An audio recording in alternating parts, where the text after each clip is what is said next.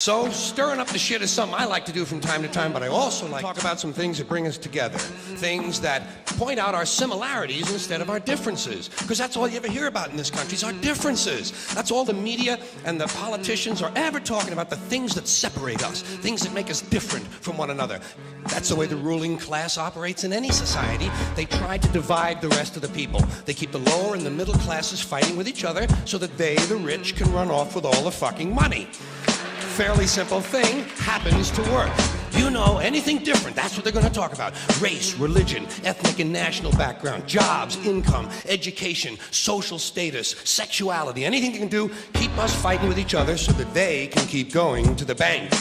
You know how I describe the economic and social classes in this country? The upper class keeps all of the money, pays none of the taxes. The middle class pays all of the taxes, does all of the work. The poor are there just to scare the shit out of the middle class.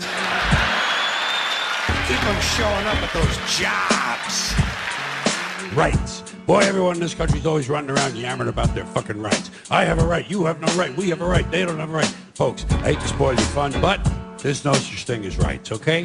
They're imaginary. We made them up, like the boogeyman. The Three Little Pigs, Pinocchio, Mother Goose, shit like that. Rights are an idea. They're just imaginary. They're a cute idea. Cute. But that's all. Cute and fictional. It's never going to get any better because the owners of this country don't want that. I'm talking about the real owners now. The real owners, the big wealthy business interests that control things and make all the important decisions. Forget the politicians. The politicians are put there to give you the idea that you have freedom of choice. You don't. You have no choice. You have owners. They own you. They own everything. They own all the important land. They own and control the corporations. They've long since bought and paid for the Senate, the Congress, the state houses, the city halls. They got the judges in their back pockets. And they own all the big media companies, so they control just about all of the news and information you get to hear. They got you by the balls. They spend billions of dollars every year lobbying to get what they want.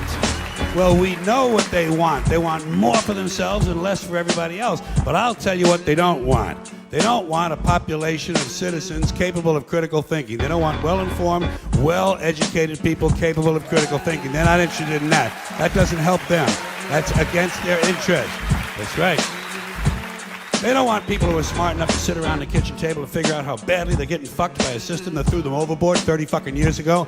They don't want that. You know what they want? They want obedient workers. Obedient workers. People who are just smart enough to run the machines and do the paperwork and just dumb enough to passively accept all these increasingly shittier jobs with the lower pay, the longer hours, the reduced benefits, the end of overtime, and the vanishing pension that disappears the minute you go to collect it. And now they're coming for your Social Security money. They want your fucking retirement money. They want it back so they can give it to their criminal friends on Wall Street. And you know something? They'll get it. They'll get it all from you sooner or later because they own this fucking place. It's a big club, and you ain't in it. You and I are not in the big club. By the way, it's the same big club they used to beat you over the head with all day long when they tell you what to believe. All day long, beating you over the head in their media, telling you what to believe, what to think, and what to buy.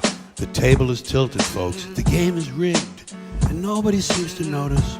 Nobody seems to care. Good, honest, hard-working people, white collar, blue collar, doesn't matter what color shirt you have on. Good, honest, hard-working people continue. These are people of modest means. Continue to elect these rich cocksuckers who don't give a fuck about them. They put it in the heads of kids. They pound it in there because they know kids are too young to be able to mount a sophisticated argument against these kind of ideas. And so, kids, and up to a certain age, by the way, kids are going to believe everything a grown-up tells them. Everything. So kids never learn to question things. Nobody questions things in this country anymore.